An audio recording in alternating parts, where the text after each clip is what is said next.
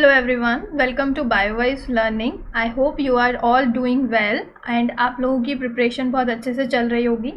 जैसा कि आप सब लोग जानते हैं कि हमारे जो एग्ज़ाम्स हैं, CSIR हुआ, DBT हुआ या कुछ कोई और एग्ज़ाम हुआ, वो अब लाइन अप होने वाले हैं। एक DBT का नोटिफिकेशन ऑलरेडी आ चुका है। कब है? 23rd of April. Okay, and हम सोच सकते हैं कि CSIR भी अपना नोटिफिकेशन जल्द ही देगा, अगर वो जून में या फिर जुलाई में अपना एग्ज़ाम कंडक्ट करवाता है तो मोस्ट प्रोबेबली अप्रैल और मई में वो अपना नोटिफिकेशन रिलीज़ कर देगा। तो ये जो टॉपिक जो आज की वीडियो है वो मेनली है इम्पॉर्टेंट टॉपिक्स के ऊपर। किस चीज़ के लिए, कौन से एग्ज़ाम के लिए?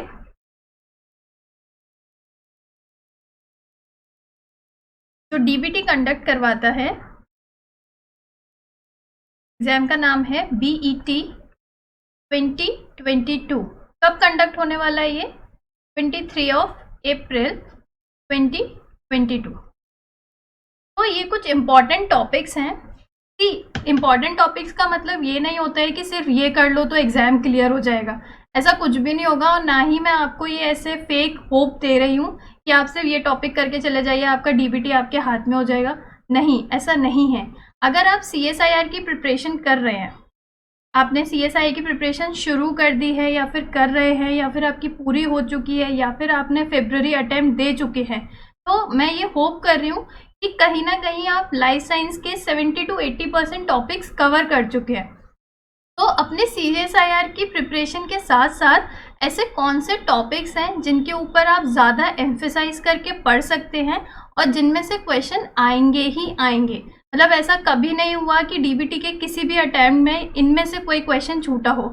हमेशा ही इन जो टॉपिक्स मैं आपको बताने वाली हूँ, इट्स अराउंड 50 टॉपिक्स, इनमें से क्वेश्चंस आएंगे ही आएंगे, चाहे कुछ भी हो जाए।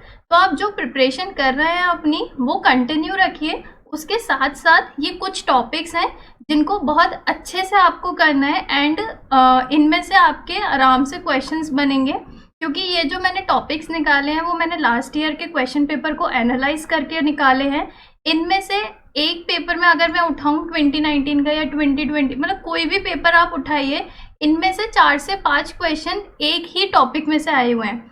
अगर आप DBT का पेपर एनालिसिस करेंगे, उसमें क्या होता है, कोई भी क्वेश्चन उन्होंने एक टॉपिक से दिया, लगातार वो 4-5 क्वेश्चन उसी टॉपिक में से निकाल करके देते जाते हैं। ये अगर आप क्वेश्चन सॉल्व करेंगे, जो कि मैं करवाऊंगी भी इस चैनल पे, अगर आप देखेंगे तो अगर उसने कोई भी, for example amino acid properties उसने उठाया, आप लाइन से वो क्वेश्चन उनमें से एक्सपेक्ट कर सकते हैं। 4 to 5 क्वेश्चन एक टॉपिक में से आराम से क्वेश्चंस बना देते हैं वो लोग लाइन से। तो आपको किन टॉपिक्स पे एक्स्ट्रा ध्यान देना है, वो है, से जो फर्स्ट टॉपिक आता है वो आता है अमीनो एसिड की प्रॉपर्टीज के ऊपर। अमीनो एसिड की प्रॉपर्टीज कैसे, कौन से अमीनो एसिड एल और डी का रोटेशन, आपको ऑप्टिकल प्रॉपर्टीज उनकी, उनका RNS कन्फिग्रेशन, कौन से कायरल है, कौन से अकायरल है, सारे अमीनो एसिड्स का pKa क्या होता है, हाईएस्ट किसका होता है, लोएस्ट किसका होता है। बट बहुत ही स्मार्ट स्टडी करनी है, बहुत ही डीप में आपको कोई टॉपिक नहीं पढ़ना है, आपका बेसिक क्लियर होना चाहिए। आप DBT के क्वेश्चंस बहुत आराम से सॉल्व कर लेंगे। तो अमीनो एसिड में सारे अमीनो एसिड की आपको प्रॉपर्टीज पता होनी चाहिए, कौन से एकायरल होते हैं, कौन से कायरल्स होते हैं।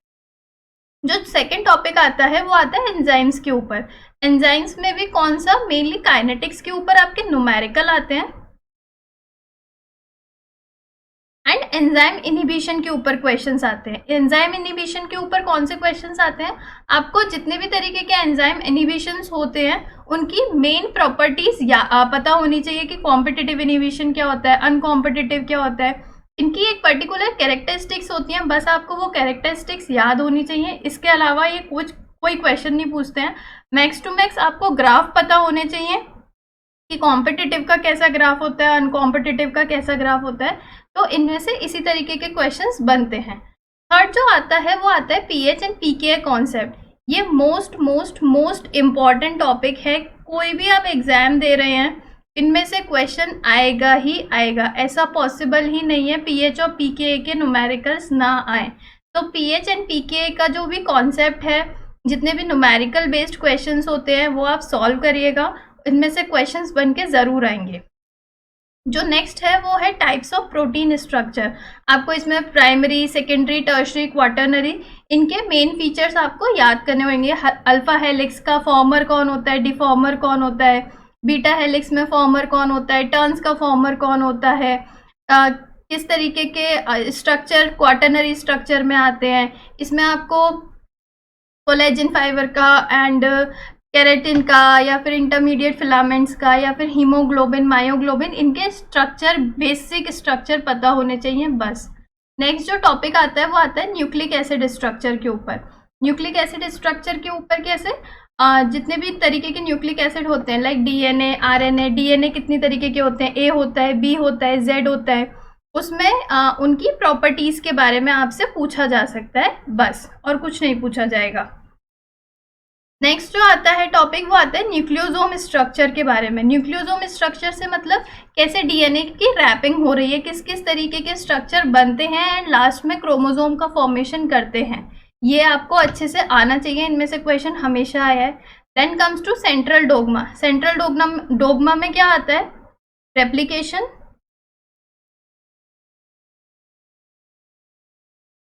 ट्रांसक्रिप्शन,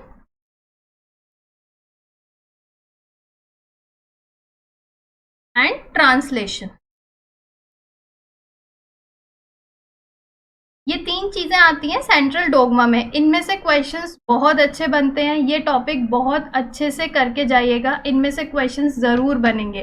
देन जो मोस्ट इंपॉर्टेंट टॉपिक आता है वो आता है लैक ओपेरॉन। ओपेरॉन सिस्टम में भी मेनली लैक ओपेरॉन के ऊपर ज्यादा क्वेश्चंस आए हैं। देन है टाइप्स ऑफ आरएनए पॉलीमरेज। जो भी आरएनए पॉलीमरेज के टाइप होते हैं, 1 होता है, 2 होता है, 3 होता है, ये किस तरीके के आरएनए फॉर्म करते हैं। लाइक जो आरएनए 1 होता है वो आरआरएनए बनाता है, आरएनए 2 जो होता है वो एमआरएनए बनाता है, आरएनए 3 जो होता है वो टीआरएनए बनाता है। तो इस तरीके की छोटी छोटी चीजों पे आपको ध्यान देना है, इन्हीं में से क्वेश्चंस बनते हैं।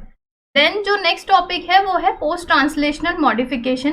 ट्रांसलेशन के बाद जितने भी मॉडिफिकेशन होते हैं, ग्लाइकोसाइलेशन होता है, फॉस्फोराइलेशन होता है, तो इस तरीके के जितने भी पोस्ट ट्रांसलेशनल मॉडिफिकेशन होते हैं वो आपको ध्यान में रखने हैं। ईआर में कौन से होते हैं एंड गोल्जी में कौन से होते हैं, ये आपको पता होने चाहिए। Then Ramachandran plot, most important, इनमें से क्वेश्चंस आपको हमेशा मिलेगा, ये बहुत अच्छे से करके जाइएगा। रामाचंद्रन प्लॉट, इससे क्वेश्चंस हमेशा बनता है।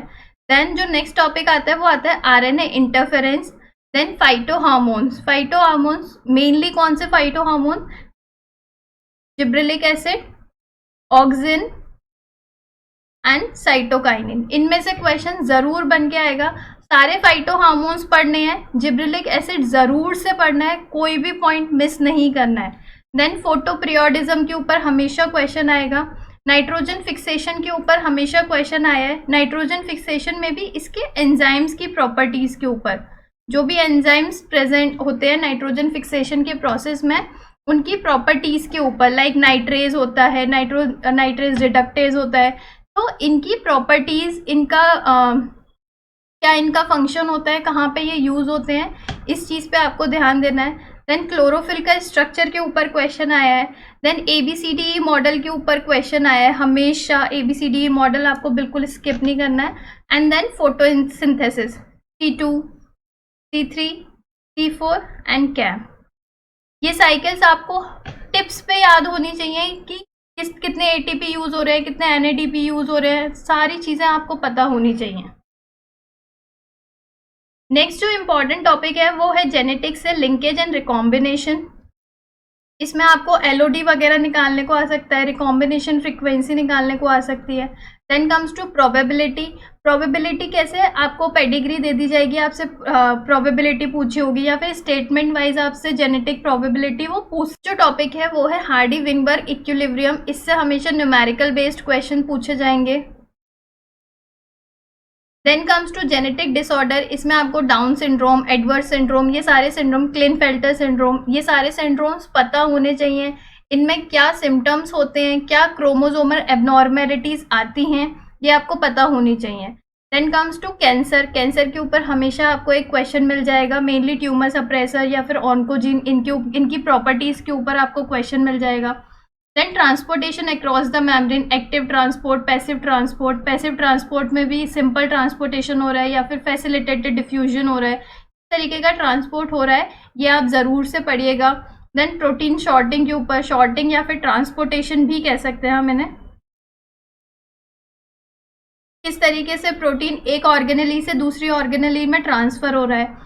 अगर कुछ टेक्निक्स की बात करें तो डीएनए फिंगरप्रिंटिंग से हमेशा क्वेश्चन आया है, माइक्रोस्कोपी से बहुत क्वेश्चंस आए हैं, एक पेपर में 3-3, 4-4 क्वेश्चंस हैं माइक्रोस्कोपी से। माइक्रोस्कोपी में भी अलग जितने भी तरीके के माइक्रोस्कोप्स होते हैं उनकी प्रॉपर्टीज के ऊपर, उनके मेन फीचर्स के ऊपर में क्या पढ़ना है आपको, टाइप्स ऑफ माइक्रोस्कोप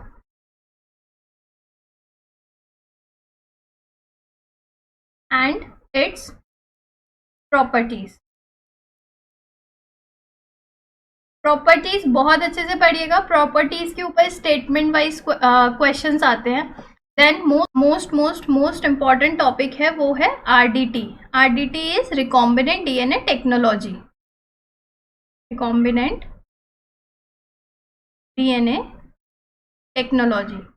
इसमें मेनली आपको कहाँ फोकस करना है, इसमें मेनली आपको एंजाइम्स के ऊपर फोकस करना है। एंजाइम्स के क्या नाम है, क्या उनकी प्रॉपर्टीज हैं, क्या उनके फंक्शंस हैं, इनके ऊपर बहुत क्वेश्चंस बनते हैं, तो आपको एंजाइम्स बहुत अच्छे से पता होने चाहिए और उनके फंक्शंस बहुत अच्छे से पता होने चाहिए।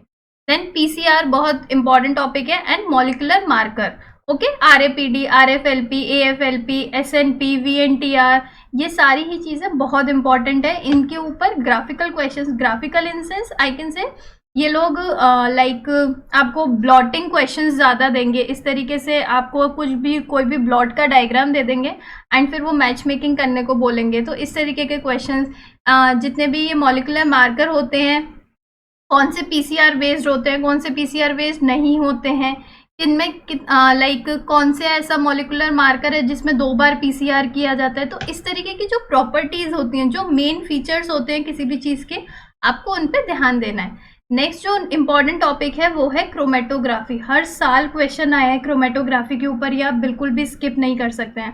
देन सेंगर सीक्वेंसिंग के ऊपर अगर हम 2020 का पेपर उठा के देखें, उसी में ही 2 से 3 क्वेश्चन सिर्फ सेंगर सीक्वेंसिंग से आए हैं, तो आपको ये बहुत अच्छे से पढ़नी है।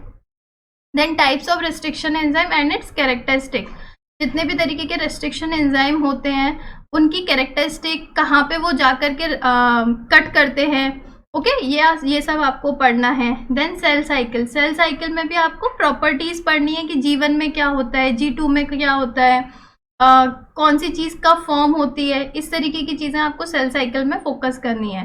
देन मेटाबॉलिज्म पार्ट में ऊपर मैंने जैसे कि बताया फोटोसिंथेसिस करना है, उसके अलावा ग्लाइकोलिसिस करना है, सिट्रिक एसिड साइकिल करनी है, ऑक्सीडेटिव फॉस्फोराइलेशन करना है। इनमें से ज़रूर क्वेश्चन पूछे गए हैं। देन चार्गफ रूल के ऊपर न्यूमेरिकल्स पूछे गए हैं, वेलेस रूल के ऊपर न्यूमेरिकल पूछे गए हैं। फाइलोजेनेटिक ट्री बहुत क्वेश्चंस पूछे गए हैं फाइलोजेनेटिक ट्रीज के ऊपर, ये आपको बहुत अच्छे से करना है। देन एग्रोबैक्टीरियम के ऊपर बहुत क्वेश्चंस पूछे गए हैं। ये तो इतने इंपॉर्टेंट टॉपिक हैं कि अगर आप CSIR की भी प्रिपरेशन कर रहे हैं तो भी आप ये टॉपिक्स को स्किप नहीं कर सकते। हाइब्रिडोमा टेक्नोलॉजी के ऊपर बहुत क्वेश्चंस पूछे गए हैं, तो ये सब आपको बहुत अच्छे से पढ़ना है लाइफ साइंस के बेसिस पे। अगर मैं थोड़ा सा देखूं जो DBT है, DBT की फुल फॉर्म क्या है, department of biotechnology, department of biotechnology.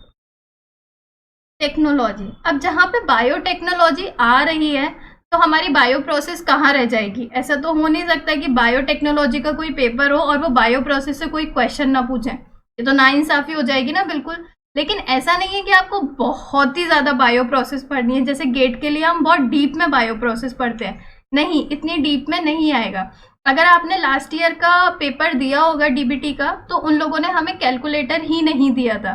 तो अगर ऐसा ही सेम इस बार भी होता है तो देयर आर चांसेस कि न्यूमेरिकल इतने ज़्यादा डीप में नहीं पूछे जाएंगे, बहुत ही फॉर्मूला बेस्ड और नॉर्मल कैलकुलेशन वाले न्यूमेरिकल्स ही पूछे जाएंगे।